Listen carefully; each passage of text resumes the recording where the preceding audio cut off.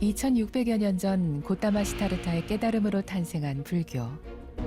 인도에서 시작된 불교는 실크로드를 따라 바닷길을 따라 세계로 뻗어나가 세계인의 종교가 됐습니다. 모든 형성된 것은 변하기 마련이며 고통이다. 그리고 나라고 여길 만한 것은 없다는 혁명에 가까운 사상은 세계인의 마음을 흔들었고, 부처님이 말씀하신 괴로움에서 벗어나는 방법은 전 세계 많은 이들이 선택한 삶의 방식이 됐습니다. 진리를 깨친 성인, 붓다의 가르침이 만든 거룩한 파도, 깨달음의 땅 인도에서 청교도의 나라 미국까지 국경, 인종, 종교를 넘어 불교가 꽃피워온 사상과 문화를 지금 만나봅니다.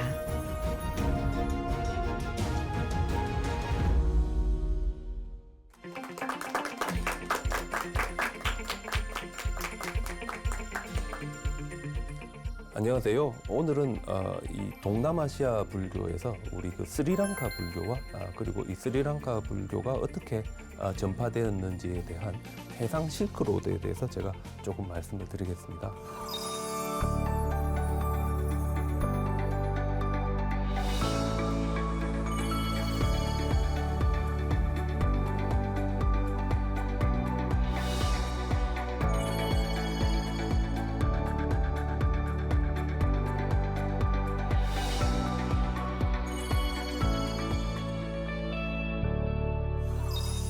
이 남방불교 아니면 저희들이 일반적으로 테라와다 불교라고 하는데, 이 불교는 스리랑카와 동남아시아의 태국, 미얀마, 캄보디아, 라오스, 말레이시아 등지에 아주 많이 퍼져 있고, 저희들이 일반적으로 동남아시아 불교, 남방불교라고 이렇게 이야기를 하는데, 아직까지 한국에서는 그렇게 이 많은 사람들이 이 남방불교에 대해서 이야기를 하고 있지는 않습니다. 하지만 남방불교는 부처님이 이 세상에 나오시고 아주 오랜 동안 지속적으로 이렇게 중단 없이 자기들이 이렇게 연결된 전통이라는 것에 대한 아주 많은 자부심을 가지고 있고, 특히 이 불교는 저희들이 볼 때 인도에서 동남아시아로 직접 가는 것이 아니라 인도에서 스리랑카를 거쳐가지고 이제 동남아시아로 가게 되는 아주 복잡한 과정을 거쳐가는 불교이기 때문에 저희들이 이 흐름을 이렇게 따라가다 보면 지금 현재 남방에 많은 이 불자들이 어떤 식으로 불교를 받아들이고,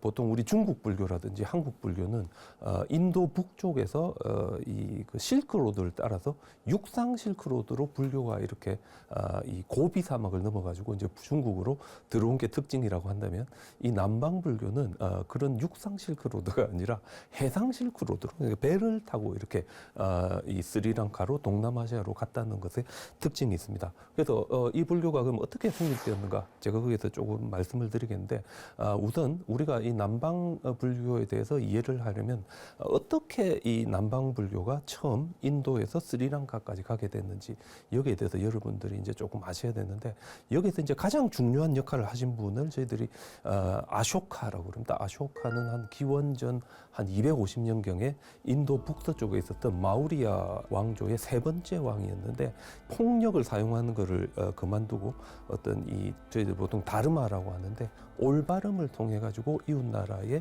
자신의 이제 영향력을 확대했는데, 이 아쇼카의 다르마는 뭐 여러 가지가 있을 수 있겠지만 자이나교의 비폭력이라든지 아니면 불교의 불살생, 그리고 불교의 오계, 그리고 인도에서 일반적으로 가지고 있는 관념들인데 religious tolerance, 그러니까 모든 종교에 대해서 관용적이고 나이가 많은 분들을 공경한다는 이제 이런 입장을 가지고 있었는데, 이분은 그럼에도 불구하고 개인적으로는 불자였습니다. 그래서 지금 현재 우리 인도에 남아있는 불교 유적지 중에 아쇼카에 대해서 가장 잘 남아있는 곳이 인도 중부 보팔에서 조금 위로 올라가면 산치인데, 지금 보여드리는 게 산치 대탑입니다.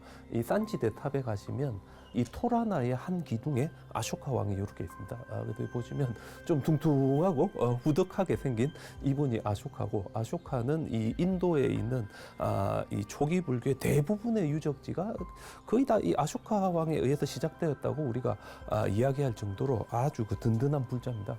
근데 우리 이분이 불자인 걸 어떻게 알 수 있는가 하면, 우리 요 그 토라나, 그러니까 이 그 탑으로 들어가는 일주문 기둥 위에 보면 아주 이 뭐 불교라든지 자기 개인에 대한 중요한 이야기들이 이렇게 부주로 생겼는데 우리 토라나 3단으로 돼 있는 마지막 밑에 보시면 아쇼카 왕이 직접 말을 타고 보드가야까지 와서 지금 현재는 우리 보드가야 가면 보드가야에 마하보디 대탑이 있지만 아쇼카 왕 때는 2층짜리 건물이 있었다 그럽니다. 그래서 지금 보면 2층짜리 건물이 있고 아쇼카 왕이 마차를 타고 와서 코끼리를 타고 보드가야에 있는 부처님께서 깨달으신 보리수 나무까지 갔다가 지금 내려와가지고 지금 보리수 나무 앞에서 이렇게 안잘리 무저라해서 합장하는 모습을 보여주고 있는데 이걸 보면 우리 확실하게 이 아쇼카가 이 불자라는 걸 알 수 있습니다.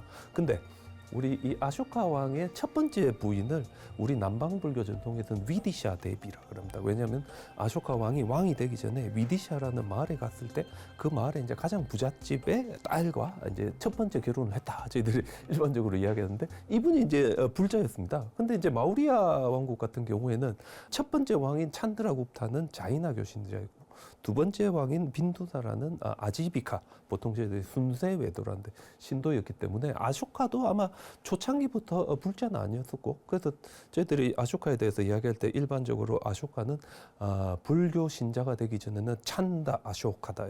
찬다 하면 이 크루얼 아주 잔인한 아쇼카다 그럽니다. 그래서 우리 위디샤 대비가 자기는 불자인데 스님들에게 탁발을 하고 싶어도 이제 이 궁전으로는 왕이 못 오게 하니까 항상 궁전 밖에 가서 이렇게 처음에는 탁발을 하다가 기회가 있을 때마다 자기 남편인 아쇼카에게 당신 제발 좀 좋은 왕이 됐으면 좋겠다. 당신 제발 불자가 되었으면 좋겠다. 이렇게 이제 계속해서 고집을 합니다. 계속 부탁을 하는데 점차적으로 이 아쇼카가 자기의 부인이라든지 아니면 전쟁을 하고 났을 때 느끼는 어떤 허무함 때문에 이분이 불교 신자가 되고 불교 신자가 돼서 국가적으로 이제 불교를 이렇게 뒷받침을 하니까 아주 많은 사람들이 이제 불교 교단 안에 들어오고 근데 이제 많은 사람들이 들어오면 필연적으로 이제 사람들이 부딪힙니다. 그래서 이제 아쇼카라마라고 우리 파탈리푸트라의 가장 큰 사원에 보통 우포사타 같은 이 중요한 불교 행사를 7년 동안 못할 정도로 이 다툼이 격해지니까 아쇼카가 자기 신하를 보내가지고 이 다툼을 좀 정리를 하려는 그래서 이분이 말리다가 화가 나가지고 막 스님들을 죽이기 시작한 겁니다. 여기 보시면 막 죽이다가 갑자기 자기 정신을 차리고 아쇼카한테 내가 스님들 싸움을 말리려다가 스님들을 죽였다. 이러니까 아쇼카는 자기는 불자가 된 다음에 정말 불교를 진흥하고 불교를 보호하는 왕, 그러니까 저희들 보통 단발하자가 되고 싶었는데 결과는 불교를 탄압하는 왕이 돼버렸습니다. 그죠? 그래서 이제 신하들에게 이야기하니까 당시 인도에서 가장 뛰어난 스님을 모시고 이 스님을 통해서 이 사태를 해결하자. 그래서 아쇼카 왕이 자기 스승을 모셔옵니다. 이 스승 이름이 목갈리푸타 띠샤라는 이제 스님인데 목갈리는 목갈라나에서 나가지고 보통 저희들이 목건년이라 해서 부처님의 제자 중에 신통력이 가장 뛰어난 스님이고 제일 뒤에 있는 띠샤는 우빠띠샤인데 우빠띠샤는 불교에서 이야기할 때 지혜가 가장 뛰어난 사리불의 어릴 적 이름입니다. 뿌따는 후예니까 지혜와 신통력을 골고루 다 갖춘 스님이라 됩니다. 그죠? 그래서 이 스님이 와서 아쇼카에게 일주일 동안 불교를 가르치고 전설에 의하면 아쇼카가 일주일 만에 불교의 가장 전문가가 돼가지고 다툼이 있는 이 절에 가니까 스님들이 한 12만 명 정도 있었다 그럽니다. 그래서 이 12만 명의 스님들을 장막을 치고 한 명 한 명의 그 가지고 있는 견해들을 이렇게 조사한 다음에 이 스님들을 양쪽으로 갈랐는데 정확하게 6만 명 이렇게 갈라졌다 그럽니다. 그죠? 그래서 갈라진 스님들 중에 아쇼카와 목갈리푸타 시티샤 스님의 견해를 따르는 사람들은 가만히 놔두고 다른 견해를 가지고 있는 사람들은 여기 보시면 흰 옷을 입힌 다음에 구개로 추방해 버립니다. 그래서 이 사람들이 사르바스티바다. 설일체 유부가 되고 이 설일체 유부는 인도 겐지즈강 중류에서 쫓겨나가지고 인도 서북부로 올라간 다음에 오늘날의 파키스탄과 아프가니스탄 쪽으로 올라가서 북방 불교의 가장 중요한 이 불교 학파가 되고 이 설일체 유부의 문헌들은 사막을 건너서 중국으로 가서 한문으로 이제 다 번역되어 있습니다. 그래서 우리 이 설일체 유부를 북방 불교, 한문 불교라 그러고요. 남아 있었던 사람들, 이 사람들은 이제 비바자 바다가 돼가지고 이 아쇼카의 후원 아래 이 인도와 스리랑카로 퍼져나가게 됩니다. 일반적으로 보면 스리랑카 불교는 아무래도 이제 인도 끝에 있는 섬에 있다 보니 자기들의 권위를 인도의 가장 위대한 왕이었던 아쇼카와 관련지어서 세우고 싶어 했기 때문에 아쇼카 왕의 아들과 딸이 우리에게 불교를 전해줬다. 그죠? 예를 들면 이제 이 불교의 권위가 살아나니까 그렇게 이제 전설을 만들어갑니다. 그래서 이게 진짜인가 거짓말인가 우리 참 판단하기 어렵지만 우리 스리랑카 중부에 가면 덤불라라는 석굴 사원이 있습니다.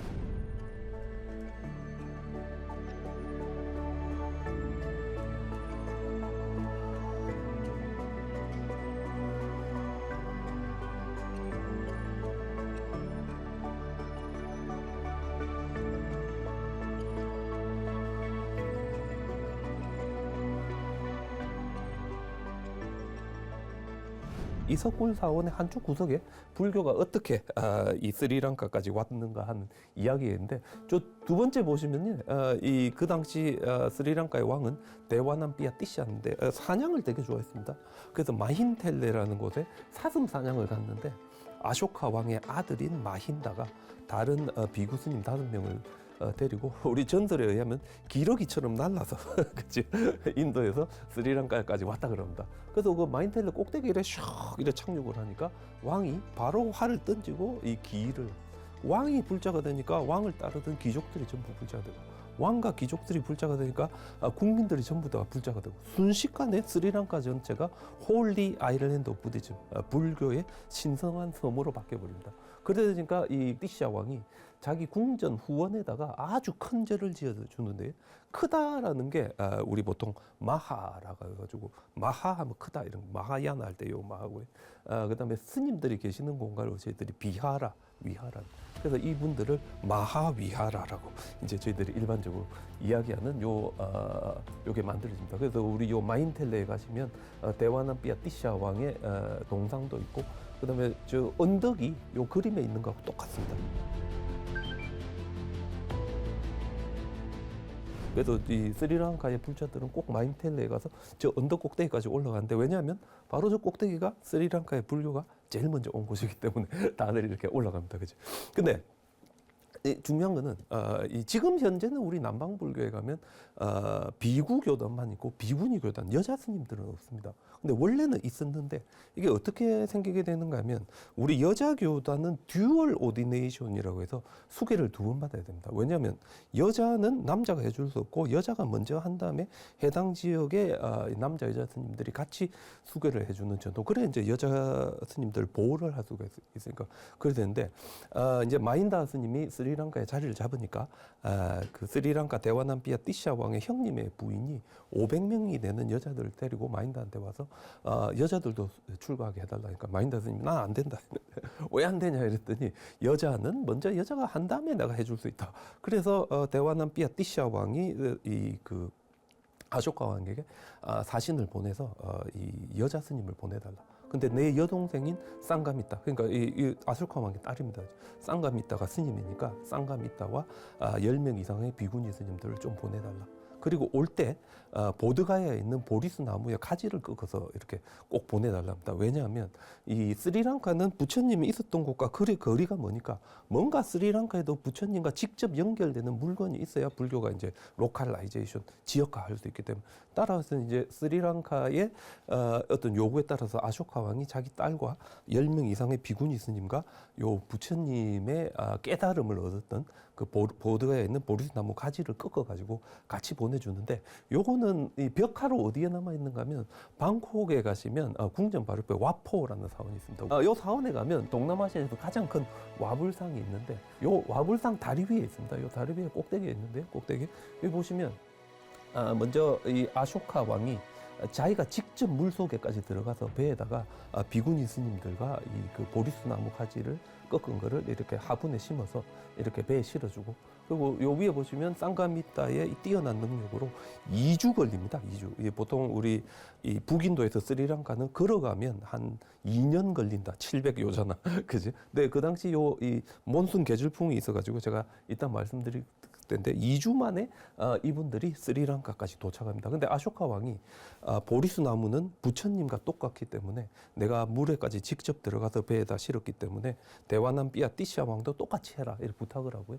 그래서 스리랑카에 도착했을 때 대화남 삐아띠시아 왕도 똑같이 비구니 스님들과 이 보리수 나무를 모셔가지고 옵니다. 그래서 이곳 보통 우리 아누라다푸라에 있는 스리 마하보디라는데 이곳은 스리랑카 불자라면 죽기 전에 무조건 한번 가야 되는 보리수 나무 앞에 서봐야 진정으로 이제 부처님을 느낄 수 있다 그러고요. 여기 보시면 이 나무를 심을 때 대화남 삐아띠시아 왕이 직접 자기 머리 위에 이 보리수 나무를 얹어가지고 이 나무를 심습니다. 그 나무를 심어서 나무에 뿌리가 내리는 게 불교가 스리랑카에 정착했다. 뭐 이런 뜻이 됩니다. 지금 현재 가면 이렇게 이 보리수 나무가 있고요. 이 나무의 가지를 다시 꺾어가지고 스리랑카 전체로 다 퍼집니다. 그죠? 그다음에 이 전체로 퍼진 나무의 가지를 꺾어가지고 동남아시아 전체로 다 뻗치기 때문에 전 세계에서 가장 그 족보가 확실한 나무가 이 보리수 나무가 되겠습니다. 그죠? 그리고 이 12월 달에 왔기 때문에 12월 달이 되면 이렇게 쌍가미타 뽀야를 합니다. 그죠? 그래서 이렇게 쌍가미타까지 와가지고 스리랑카에 아쇼카 왕의 아들인 마힌다와 딸인 쌍가미타가 출가를 해서 비구니 스님이 되어서 스리랑카까지 이렇게 불교가 전파되었습니다.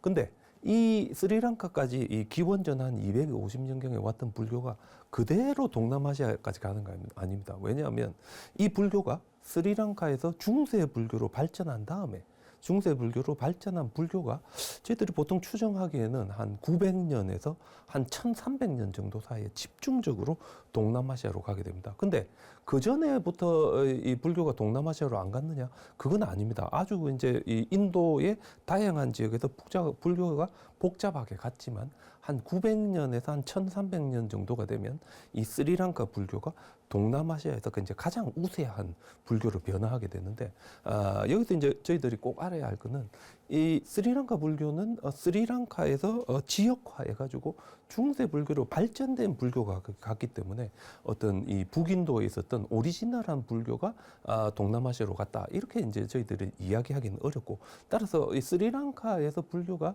어떤 변화를 겪었느냐 이거에 대해서 우리가 조금 이렇게 이해를 할 필요가 있습니다. 그래서 제가 아까 마하위하라에 대해서 말씀드렸는데 보통 일본 사람들이 이 마하위하라를 대사파라고 합니다. 대사파 쌍가미타와 이 마힌다를 중심으로 하는데 지금 제가 보여드리는 이 불탑이 르완 발리시아 불탑인데요.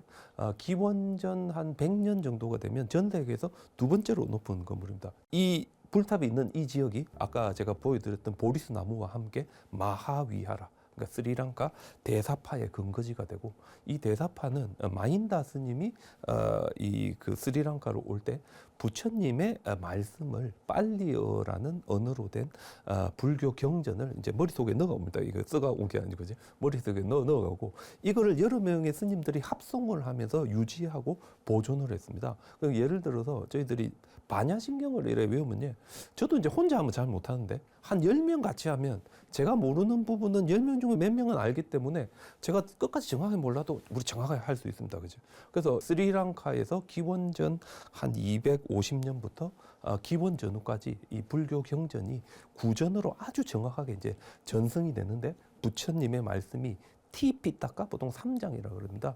경률론, 숫다, 위나야, 아비담마라는 이름으로 이제 보존이 됐는데 중요한 거는 이 스리랑카가 이제 인도의 제일 끝에 있다 보니 타밀족이 이제 끊임없이 쳐들어옵니다. 그래서 그 전란이 일어나게 되면 스님들도 차출되고 뭐 이러다 보니까 스님들 숫자가 줄어들고 스님들 숫자가 줄어들면 이게 구전으로 경전을 외워야 되는데 스님들 숫자가 모자라면 잊어버릴 수 있습니다. 그죠? 그래서 스리랑카의 왕이 불교 교단에 부탁을 합니다. 우리 혹시 잘못해가지고 부처님 말씀을 우리가 제대로 보존할 수 없을지 모르니까 이거를 문자로 남기자. 그래서 스리랑카 중부에 있는 알루비아라라는 사원에서 보시면 스님들이 합송을 할 때 한 분이 앉아서 적고 있습니다. 그죠? 그래서 이걸 우리가 경전의 문자화라 그러는데 이게 보통 추정하기로는 기원전 한 60년에서 기원 전후에 아마 이렇게 경전의 문자화가 일어났다. 저희들이 이렇게 이야기합니다. 근데 스리랑카 불교가 하나로 이렇게 계속 있었으면 좋겠는데 있지는 못했습니다. 왜냐하면 스리랑카에서 지역화하고 스님들 숫자가 늘어나다 보니 또 이제 스님들 사이에 다툼도 생기고 뭐 다른 주장도 생기고, 그리고 이제 스리랑카는 인도하고 인접하다 보니 인도에서는 불교가 계속해서 발전합니다. 뭐 대승불교라든지 밀교라든지 다양한 교리가 생겼지만 마하위야라는, 제가 아까 말씀드렸지만 부처님의 말씀을 있는 그대로 보존하는 삐삐따까를, 그래서 아주 그 있는 그대로만 있고 싶어 하는데, 그러다 보니 어떤 사람들의 요구는 다르고 따라서 새로운 불교 학파가 생겼는데, 이거 저희들이 아와야기리 위하라, 이 400년경에 스리랑카에 가셨던 법현 스님이 무외산파라고 이제 번역을 하셨습니다. 그래서 여기 가면 아주 큰 불탑도 있고 그제 제법 큰 이 불교 교단이 이 지역에 만들어집니다. 그리고 주변에 보면 이렇게 사원 구역들이 있는데, 저희 조사해 보면 거의 한 15,000명 정도가 아마 있었던 것 같고요. 아까 제가 보여드렸던 마하위야라는 거의 한 2만 명 정도가 있었습니다. 그죠? 근데 이것만 있었던 게 아니라 또 하나 더 생기는데, 제타와나라는, 요거는 이제 기본은 한 400년 정도 되면 생깁니다. 제일 작았지만 그래도 이 제타와나 주변에 스님들이 한 12,000명 정도 있었습니다. 그래서 우리 생각해보면 스리랑카라는 작은 섬의 수도인 아누라다푸라에 기원후 한 400년에서 500년 사이에 마하위야라에 2만 명, 우리 아와야기리에 15,000명, 제타와나에 12,000명 하면 거의 한 5만 명 가까운 남자들이 놀고 묵고 있었습니다. 그죠? 그래서 이 스님들을 그렇게 다 먹여 살려야 되니까 국가의 재정이 거의 다 이 절로 다 가게 됩니다. 그래서 이제 독특한 이 스리랑카의 이 불교 교단과 왕과의 사이에 관계가 만들어지는데, 어떤 관계인가 하면, 이 스리랑카 사람들이 전부 다 불교니까 스리랑카 국민들은 자신들의 왕이 불자이기를 원했습니다. 그죠? 따라서 스리랑카의 왕이 불자이기 위해서는 왕이 끊임없이 내가 불자임을 보여줘야 되고, 왕이 불자임을 보여주는 것은 불교 교단에 보시하는 겁니다. 그죠? 그래서 이제 제가자들의 역할을 저희들이 남방에서는 짜뚜 빠짜야 다야카라는데, 무슨 뜻인가 하면 불교 교단이 유지될 수 있는 4가지 조건을 부여하는 겁니다. 첫 번째는 거처, 두 번째는 의복, 세 번째는 음식, 네 번째는 약품. 그래서 왕이 보시를 많이 하면 많이 할수록 어찌 되겠습니까? 불교 교단이 든든해지고, 불교 교단이 든든해지니까 스님들이 이 땅에 아주 그 리지트머시한 지도자는 우리 왕이시다, 통치의 정당성을 부여하니까 이게 통치 기반이 공고해집니다. 그죠? 그래서 왕의 인기는 올라가겠지만 반대로 뭐가 줄어들겠습니까? 세수가 줄어든다. 땅이랑 노동력을 전부 다 절에 다 줘버리니까, 게다가 한 5만 명 정도의 스님들이 놀고 있잖아요. 그래서 스리랑카의 불교는 이렇게 발전하지만 국가는 좀 이렇게 쪼그라들 수밖에 없는, 그리고 서로 이 왕가의 이 후원을 더 많이 받기 위해서 경쟁을 하게 됩니다. 경쟁을. 그러다 보니 제가 아까 말씀드렸던 가장 이 보수적인 마하위하라도 야, 경전만 외화가 안 되겠다. 우리 마하위하라의 수행 체계와 교리 체계를 정비해야 되겠다. 따라서 이분들이 한 400년에서 500년 사이에 북인도에서 유명한 학생을 모셔오는데, 지금 여기 서가 있는 분입니다. 저희들이 보통 부다고샤라고 하는 분인데, 이분이 와가지고 남방 마하위하라의 수행 체계와 교학 체계를 정비를 합니다. 그래서 이렇게 부다고샤가 이 마하위하라의 수행 체계와 교학 체계를 정비한 책, 저희들이 위수디마카 청정도론이라고 하고요. 아직까지도 남방에 있는 스님들은 모든 그 교학적인 문제나 이런 걸 다룰 때는 이 위수디마카를 체크합니다. 그죠? 그리고 이제 티피타카 자체는 있었지만, 이 티피타카 자체는 이제 아주 메타포라든지 내용이 아주 클리어하지 않기 때문에 이 내용을 클리어하게 정리를 해야 되겠다. 보통 이거를 이제 우리 인도에서 주석서라고 합니다. 해설서라고 해가지고 가장 기본이 되는 그 문헌을 설명하는 건데, 부다고샤 스님이 와서 보니까 그 설명하는 문헌들이 빨리어가 아니라 싱할라어로 이제 되어 있는 겁니다. 그죠? 그래서 이 부다고샤 스님이 그걸 전부 다 빨리어로 번역을 해가지고 빨리어 주석서를 전부 다 완비를 하고, 바로 이렇게 완비된 것이 오늘날의 남방불교의 가장 기본이 되는 교학 체계와 수행 체계와 경전 체계와 스님들이 따라야 할 규칙, 모든 것이 이때 다 만들어집니다. 그죠? 그래서 지금 현재 우리가 알고 있는 남방불교의 모든 중요한 형태는 이 시기에 다 만들어졌다. 여러분들 이제 이렇게 생각하면 되겠습니다. 그죠? 근데 이 스리랑카와 인도는 끊임없이 대립했고, 불교 교단이 발전하면 발전할수록 스리랑카는 이제 약해질 수밖에 없는 그런 운명인데, 보시면 아누라다푸라 고대 스리랑카 수도는 요 스리랑카 중간 위쪽에 있습니다. 그죠? 인도 쪽으로 붙어 있고, 그리고 이 강 바로 건너가면 저기가 지금 현재 저희들이 타밀나두라 그러고요. 수도는 이제 옛날에는 마드라스였는데 지금은 첸나이라고 있습니다. 그죠? 첸나이 밑으로 오면 깐치푸람이라고 있는데 아주 큰 그 불교의 중심지였고 이곳이랑 스리랑카가 이렇게 왔다 갔다 하면서 인도 불교의 영향력도 아와야기를 통해 가지고 아누라다푸라에 이제 많이 퍼지게 되었는데 이 남인도가 원래는 이제 그렇게 아주 강력한 왕국은 아니었지만 800년, 900년 정도 되면 촐라 왕국이라는 게 만들어지고 이 촐라 왕국이 한때 이 동남아시아 전체까지 이렇게 포괄하는 아주 큰 제국으로 발전합니다. 그죠? 그래서 900년대 후반이 되면 바로 저 촐라 왕국이 스리랑카로 쳐들어가서 스리랑카가 사실상 식민지가 됩니다. 70년 정도 이 촐라 왕국의 식민지가 되는데 중요한 거는 촐라 왕국은 이 힌두교를 믿었고 힌두교 중에서도 저희들 보통 힌두교 하면 창조신인 브라마, 유지신인 비슈누, 파괴신인 시와신인데 남인도 촐라인들은 시와 힌두교를 믿었습니다. 그죠? 그러다 보니 이 그 스리랑카에 있는 도시 지역, 특히 아누라다푸라에 있었던 불교 교단에 엄청난 이 그 뭡니까 이 파괴가 일어나고 스님들이 흩어지고 그리고 바로 이 와중에 제가 아까 말씀드렸던 비구니 교단이 사라지게 됩니다. 비구니 교단. 그래서 이제 70년간의 이 식민지 통치를 거친 다음에 스리랑카가 국력을 회복했을 때 중세 스리랑카의 수도는 아까에서 조금 더 내려온 폴론나루아가 되고요. 폴론나루.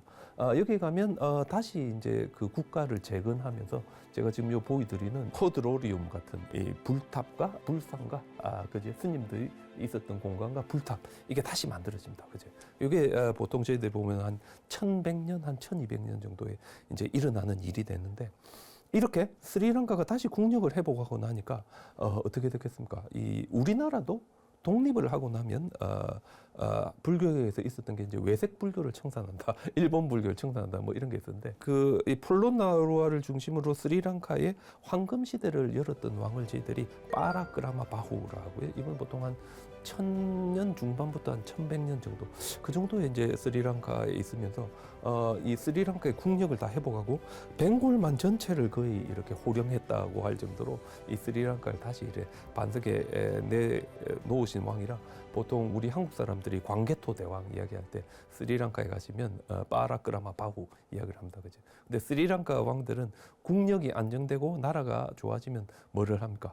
불교 교단을 자기가 직접 이제 개혁하고 싶어 합니다. 근데 이 빠라크라마 바후가 가만히 보니까 도시에 있었던 이 경쟁을 했던 세 가지 불교 교단 마하위하라, 아와야기리, 제타와나 모두 다 약해질 대로 이제 약해져가 있었습니다. 그죠? 근데 이 마하위하라는 이 가장 먼저 스리랑카에 와가지고 자리를 잡았는데 이게 도시에 있다 보니 스님들이 제대로 수행도 못하고 제대로 경전도 못하고 그래서 명상도 못한다 해가지고 몇몇 스님들이 마하위하라에서 떨어져 나와서 아까 제가 말씀드렸던 덤불라 지역으로 가서 자신들의 새로운 조그만한 마하위하라에 속하는 이 종파를 만드는데 이 종파를 저희들이 아란야 와신 보통 포레스트 몽크라고 한다. 숲속 불교 전통.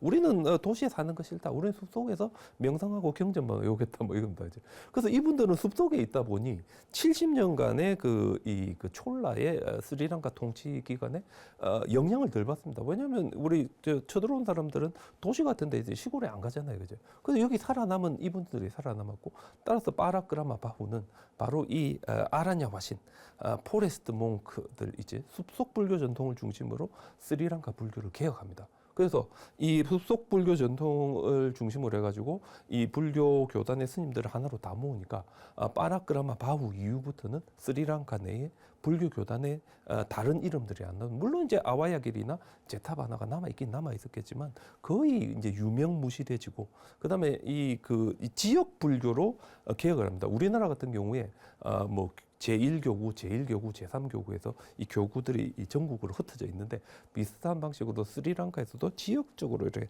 나눠서 불교 교단을 이렇게 자리 잡도록 만듭니다. 그죠? 그래서 어떤 이런 이 노력 속에서 불교 교단을 갈라놓았던 세 개의 이 독립된 종파들이 없어지고 이렇게 없어진 상태의 불교가 본격적으로 동남아시아로 갔기 때문에 저희들이 이제 동남아시아에 가면 당신 혹시 제타와나비아라세요? 당신 혹시 아와야비리비아라? 전혀 그런 분들이 없습니다. 왜냐하면 독립한 다음에 제대로 이 불교가 자리 잡았기 때문에. 그래서 저희들은 항상 이 빠라크라마 바후 이후로 동남아시아에 본격적으로 남방 불교가 이제 자리 잡았다고 이렇게 이야기하는데, 우리 스리랑카에 가시면요, 이 우리 가알 위아라라 해가지고 1100년, 1200년경에 만들어진 가장 그 우리 마스터피스 같은 이 그 불탑과 불상들이 남아 있습니다. 이 그 돌하고 부처님 얼굴이 아주 이쁘게 잘 이렇게 조화되어 있고, 우리 열반상인데, 열반상. 그 열반상 바로 옆에 보면 처음엔 저희들이 이제 서 있는 부처님인 줄 알았는데, 요즘은 많은 그 스리랑카의 학자들이 마지막 돌아가시는 부처님을 보면서 슬픔에 잠긴 아난다다 뭐 이런 이야기 많이 할 정도로 아주 아름다운 이런 불상들이 중세 스리랑카에 만들어집니다. 근데 이게 아주 짧은 스리랑카 불교의 한근기입니다. 왜냐하면 이때가 이제 한 1300년 정도 되는데요. 유럽의 식민지 파워가 스리랑카에 몰려온 게 1500년입니다. 그죠? 그래도 1600년이 되면 남부 해안 지역 전체가 다 이제 식민지 파워에 속하게 되고, 1820년이 되면 스리랑카 전체가 영국의 식민지가 됩니다. 그래서 스리랑카가 한 400년 정도의 이 식민지 기간을 거치게 되는데, 그럼에도 불구하고 스리랑카 불교가 살아남은 거는 이 빠라크라마 바후 이후에 이 스리랑카 불교를 동남아시아로 전해줬기 때문에, 동남아시아에서 이 불교가 살아있다가 1750년경에 스리랑카가 거의 피폐해지고 불교가 사라질 위기에 처했을 때, 그 당시 가장 부유했던 태국의 왕이 태국 스님들을 다시 스리랑카에 보내가지고 스리랑카 불교를 살립니다. 그래서 스리랑카에서 가장 큰 불교 종파 이름이 시암 니까야인데, 시암 들어보셨습니까? 시암 하면 태국의 옛날 이름입니다. 그 스리랑카에서 가장 큰 불교 종파 이름이 시암니까요. 태국에서 온 종파가 가장 큰 불교 종파다 할 정도로 저희들이 보면 이 어떤 동남아시아가 스리랑카와 동남아시아의 이런 상호 보완 관계 속에서 이때까지 살아남았다. 그걸 저희들이 볼 수 있을 것 같습니다. 네, 그러면 제가 아까 해상 실크로드에 대해서 말씀드렸는데, 도대체 이 해상 실크로드가 뭔지 제가 일단 먼저 좀 설명을 드려야 될 것 같은데, 제가 지금 여기 보여드리는 지도가 로마가 한참 잘 나갈 때, 기원 전후부터 기원 후 1세기 정도에 있었던 이 지중해와 뭐 길게 보면 우리 한국까지 중국까지의 이제 무역 루트인데, 이걸 우리가 보통 해안선 무역이라고 합니다. 왜냐하면 배들이 아주 그 깊은 바다를 통해 가는 게 아니라 이렇게 뭐랍니까, 해안선 따라 왔다 갔다 하는 시대입니다. 그죠? 그래서 이게 이제 해안선 무역 시대인데, 이때는 따라서 이동 속도가 상당히 느렸습니다. 왜냐하면 연마을 가서 배에 단 내리고 쉬었다가 또 연마을 가고, 그죠?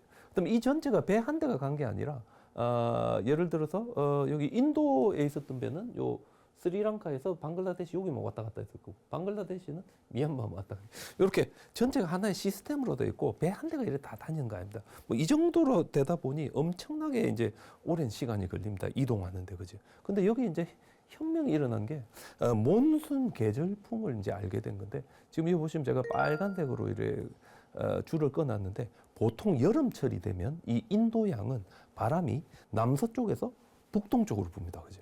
근데 이 바람이 여름철에는 요래 불었다가 겨울이 되면 반대로 붑니다. 그러면 겨울철이 되면 저기 인도 쪽에서 다시 홍해 쪽으로 부는데, 이 바람이 엄청 세기 때문에 우리 옛날에는 이제 배들이 이 터빈이라든지 이런 거 돌려가 가는 게 아니라 돛의 힘으로 가니까 이 바람이 불어야 갈 수 있습니다. 그죠?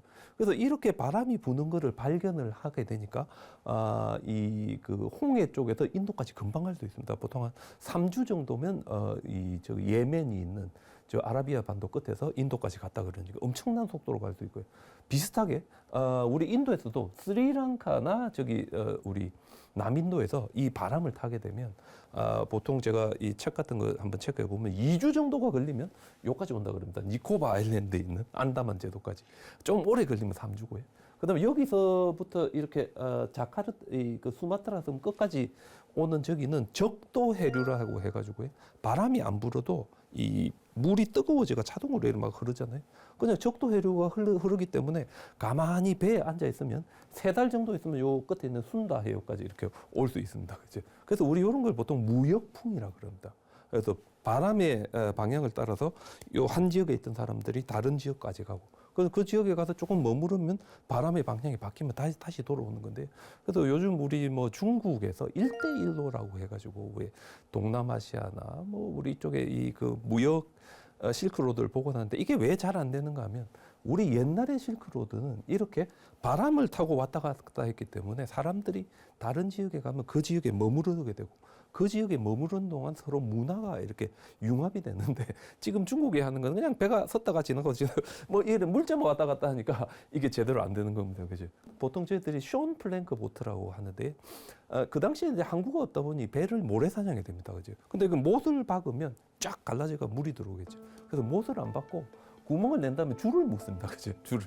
그래서 모래사장에 서게 되면 이렇게 줄이 늘어나가 틈이 벌어지면 줄을 쪼아가지고 다시 탄탄하게 만든 다음에 출발하는데 그래서 우리 가장 큰 그런 배는 자바섬에 있는 욕자카르타에 가면 있습니다. 여기 가면 부조로 남아있는데 보시면 거의 이 배 크기 보면 거의 한 100명 가까이 들어갈 수 있는 거대한 도시 3개가 있는 이 거대한 배인데 이런 배들이 벵골만을 왔다 갔다 했고 바로 이런 배들을 통해 가지고 인도의 불교와 힌두교와 산스크리트 문화가 동남아시아로 가게 됩니다. 왜냐하면 처음에는 혼자 갔는데 가만히 혼자 가보니까 재미가 없잖아요. 그죠? 그럼 브라만 사제도 따라가고 불교 스님들도 따라가고 스님들이 왔다 갔다 같이 하다 보니 인도에 있었던 이 종교와 불교가 자연스럽게 이제 동남아시아까지 가는.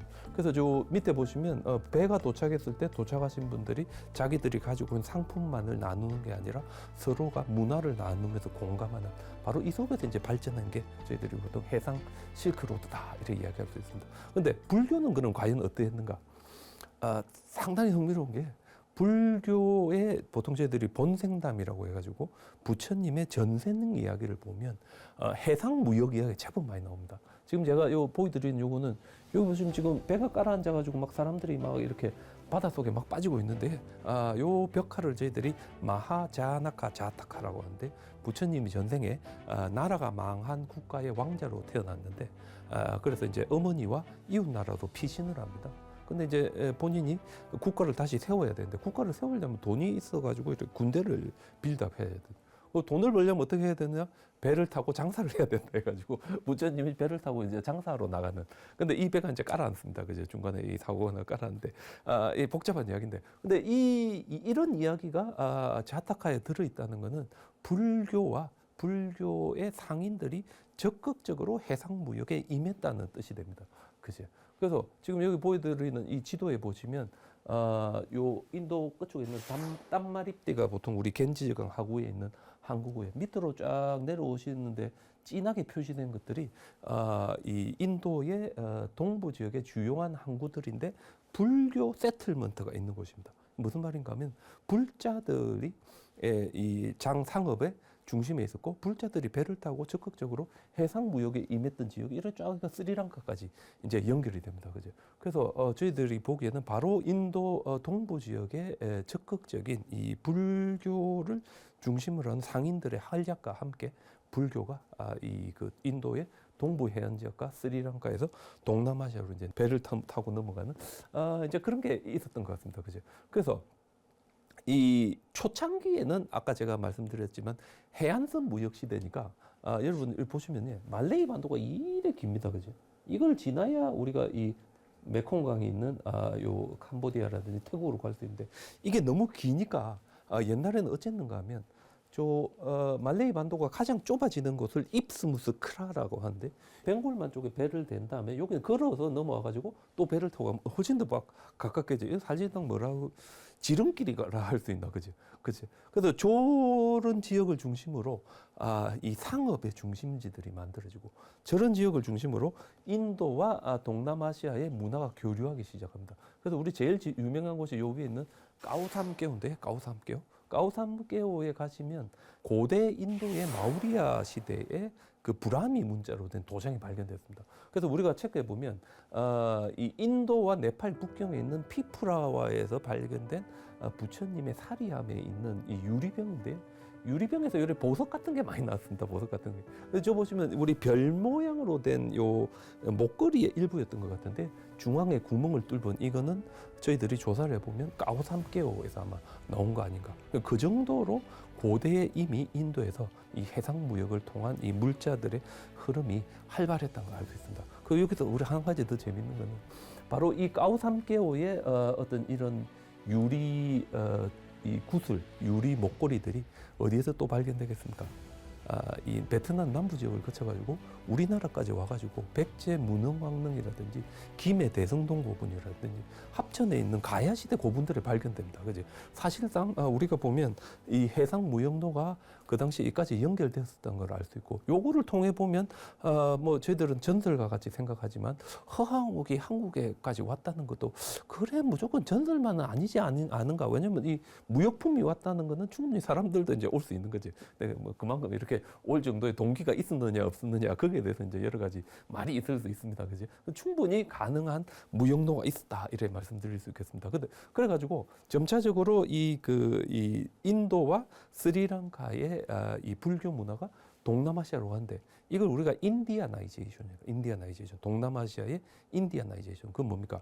인도의 언어와 인도의 문화와 인도의 종교를 동남아시아에서 받아들인다 이래 되는데 이렇게 그 입스무스 크라를 통해 가지고 불교의 문화가 초창기에 이 타이만을 넘어서 보통 저희들 메콩강 하류 지역과 태국 중부 지역으로 전해지는데 여기 있었던 고대 왕국을 저희들이 푸난이라고 합니다.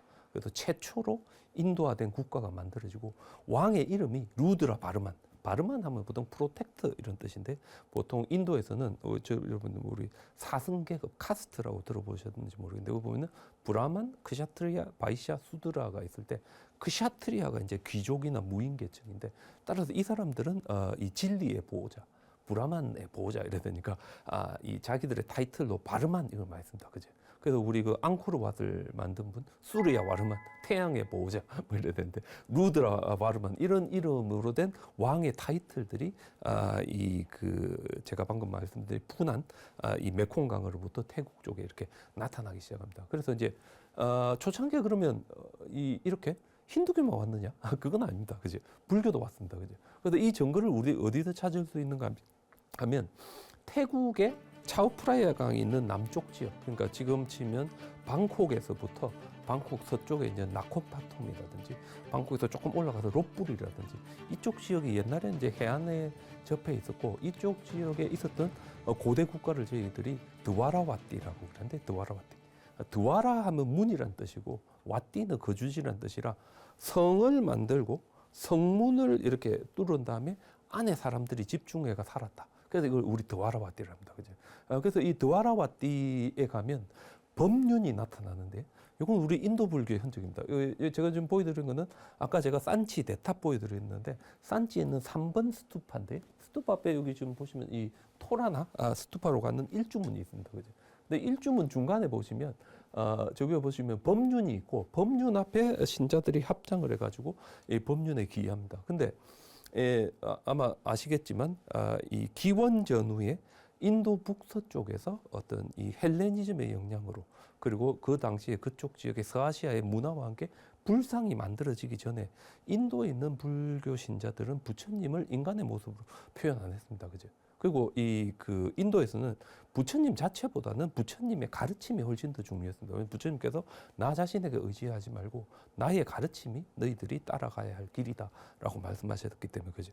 그래서 부처님의 가르침은 일반적으로 인도에서 저기 보이는 법륜, 바퀴로 상징됩니다. 왜냐하면 이 바퀴가 보통 저희들이 짜끄라라고 하는데 인도에서 짜끄라 우리 뭐 빠바따나 할 때 빠바타 이래 되면 바퀴를 굴리다 이런 뜻인데 바퀴를 굴리다가 시작됐다 이런 뜻입니다. 그래서 단마자가 빠바따나 숫다 하면 바퀴를 굴리는 경전인데 중국어 번역에 보면 초전법륜에서 처음이라는 이야기를 씁니다. 왜냐하면 바퀴를 굴리는 게 처음이니까. 그래서 저 바퀴 자체가 부처님의 가르침을 의미하는데 우리 태국에 가면 이 그 차오프라야강 남쪽의 드와라와띠 문화 지역에서 지금 제가 보여드리는 이런 법륜들이 발견됩니다. 이런 법륜이 있다는 것은 인도 불교가 이 힌두교와 함께 이 지역에 왔다는 걸 의미하고, 그 다음에 이 지역에 있었던 불교도 지금 현재 저희들이 보는 남방 불교하고는 다릅니다. 왜냐하면 아마 다양한 불교가 왔어요. 대승 불교가 왔을 수도 있고 밀교가 왔을 수도 있고,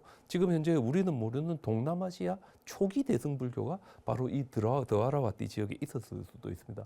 근데 그 당시에는 이 글을 안 썼습니다. 우리 그 인도 사람들이 산스크리트나 팔리어로 된 인스크립션은 있지만 자기들의 불교가 어떤 것인지, 자기들의 왕은 어떤 분이, 이런 거에 대한 기록이 전혀 안 남아 있기 때문에 저희들이 남아 있는 유적을 가지고 추정해 볼 수밖에 없는데, 이 그 아유타야에 있는 왓나프라멘이라는 사원에 가면 아주 오래된 이 드와라와띠 불상이 하나 있습니다. 보통 우리들이 이런 불상 그 유로피안 포즈로 부처님이 앉아 있다. 부처님은 원래 이렇게 다리를 이렇게 결과부절로 앉아 있는데 이거 의자에 앉아 계시지, 그렇지? 인도에서는 주로 이렇게 의자에 앉아 있는 불상은 대승불교 전통에서 이제 많이 나타납니다. 그래서 아마 대승불교 전통이 아닐까라고 저희들이 이야기하고, 여기 보시면 얼굴도에 지금 현재 저희들이 인도에서 가면 볼 수 있는 불상하고 상당히 다릅니다. 전혀 다른 형태의 불상들이 이 지역에서 발견되는 거로 봐서 아마도 초창기에는 동남아시아의 어떤 초기 동남아시아 대승불교가 먼저였다. 그래서 재밌는 거는 동남아시아는 초기 불교에서 부파 불교로, 부파 불교에서 대승불교로 발전한 게 아니라 대승불교에서 스리랑카 부파 불교로, 스리랑카 부파 불교에서 근대가 되면 초기 불교로, 역으로 불교가 발전한 것이 우리 동남아시아다, 이렇게 이야기할 수 있습니다. 예, 이상으로 오늘은 제가 스리랑카의 불교가 전래되는 과정과 스리랑카에서 불교가 중세 불교로 발전한 모습, 그리고 이 중세 불교가 해상 실크로드를 통해 가지고 어떻게 동남아시아로 전해졌는지에 대해서 말씀드렸습니다. 그러면 다음 시간에 제가 계속해서 말씀드리도록 하겠습니다. 감사합니다.